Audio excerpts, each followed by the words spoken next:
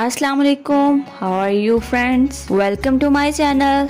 आज फिर से मैं एक न्यू वीडियो और न्यू टॉपिक के साथ हाजिर हूँ। तो चलते हैं वीडियो की तरफ। आयशा अकरम को बहन कहने और सर पर हाथ रखने पर भी शर्मिंदा हूँ और आयशा अकरम के साथ देने पर इकरारुल हसन पूरी कौम से माफी मांगते हुए रो पड़े। ग्रेटर इकबाल पार्क वाक़े के बाद मशहूर एंकर पर्सन इकरारुल हसन ने मजलूम आयशा अकरम की सबसे ज्यादा हिमायत की, इसके सर पर हाथ रखा, इसको कौम की बेटी कहा और इसकी मदद की हर मुमकिन कोशिश की।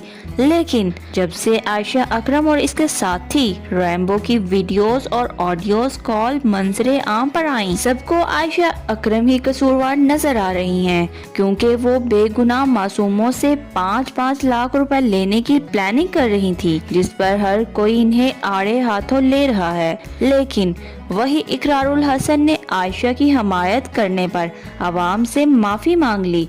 इकरारुल हसन ने अपनी वीडियो में कहा है कि मैं माफी मांगता हूँ कि मैं आयशा अकरम के साथ खड़ा हुआ। मैंने एक ऐसी लड़की को बहन कहा और उसके सर पर हाथ रखा जिसने खुद को सरे आम नंगा करने वालों के साथ ही सौदेबाजी शुरू कर दी। ऐसा तो जिस्म फरोश औरतें भी नहीं करती। मैं आज भी कहता हूँ कि उसके साथ जो हुआ वो गलत था, लेकिन इसने अपनी इज्जत की कीमत लगाकर इससे भी ज्यादा गलत किया। अल्लाह की वहदानियत की कसम, इस मामले में मेरी कोई जिद या अना नहीं थी। लोगों की गालियां खाकर भी मैंने सिर्फ इसलिए इसका साथ दिया क्योंकि मैं सिद्के दिल से ये सोचता था कि इसका किरदार अल्लाह और इसका मामला है। लेकिन अब तो वो झूठे सच्चे मुल्ज़िमों से 5-5 लाख रुपए लेकर उनसे डील करके उन पर जुल्म करने जा रही थी। ये जानते हुए भी गिरफ्तार मुल्ज़मान में से अक्सरियत लोग गरीब हैं। अगर आप समझते हैं कि अल्लाह ने मुझसे कभी भी कोई अच्छा काम लिया है तो इस काम के सदके मुझे माफ कर दें। मुझसे जालिम और मजलूम में फर्क करने में बहुत बड़ी भूल हो गई। किसी के लिए तफरीह का जरिया और किसी के लिए पैसे कमाने का। टिकटॉकर्स अपने फायदे के लिए माशरे को किस तरह खराब कर रहे हैं। सोशल मीडिया, जिसे दुनिया भर में मालूमात और जज्बात के इजहार का बेहतरीन जरिया समझा जाता है, वो हमारी नासमझ कौम के हाथों कुछ इस तरह लगा कि इखलाकी पस्ती और दुनिया भर में बदनामी की वजह बन गया। अभी ज्यादा वक्त नहीं गुजरा कि आयशा अकरम नामी खातून ने टीवी और सोशल मीडिया पर रो रो कर अपने साथ बदसलूकी की दहाई देकर पूरे मुल्क को हिला डाला। मोहतरमा की कहानी में कई ऐसे झोल हैं जिसे एक इंसान तो क्या छोटा बच्चा भी समझ सकता है।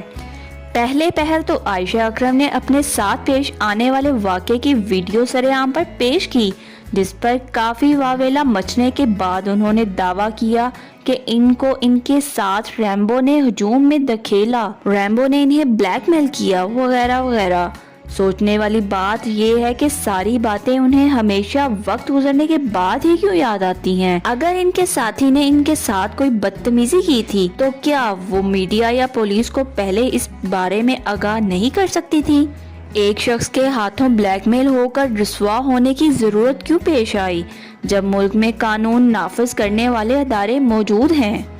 ये बेशक अपनी तर्ज का पहला वाक़या है, लेकिन टिकटॉक पर बनने वाला ज्यादातर मवाद इखलाकियात की हदूद से गुजर कर ही बनता है। इससे पहले हरीम शाह, कंदेल ब्लोच और दीगर कई ऐसे टिकटॉकर्स हैं जिन्होंने कभी सस्ती शोहरत हासिल करने के लिए और कभी किसी को बदनाम करने के लिए टिकटॉक वीडियोस का सहारा लिया। लेकिन इस सारे मामले में वो ये भूल गए कि इनकी सारी हरकतों का खमियाजा इनकी बजाय पूरे मुल्क की इशराफिया को बदनामी की सूरत में भुगतना पड़ेगा, जिसका इस मामले से कोई ताल्लुक ही नहीं। क्या कोई बता सकता है कि आयशा अकरम के किस्से से होने वाली मुल्क की बदनामी में एक आम शहरी का क्या कसूर है और क्यों इसका मुल्क एक ऐसे इंसान की वजह से बदनाम हो रहा है जिसने अपनी जात को अपनी मर्जी से लोगों के तमाशे के लिए पेश कर दिया।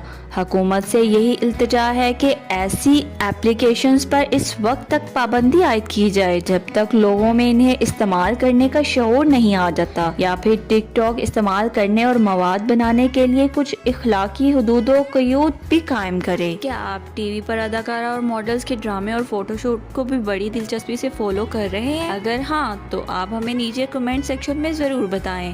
شکریہ۔ اگر آپ ہمارے چینل پر نیو ہیں تو چینل سبسکرائب کریں اور بیل آئیکن کے بٹن کو پریس کریں تاکہ ہماری آنے والی ہر ویڈیو آپ تک بآسانی پہنچ سکے۔ ملتے ہیں نیکسٹ ویڈیو میں، تب تک کے لیے اپنا خیال رکھیے گا۔ اللہ حافظ۔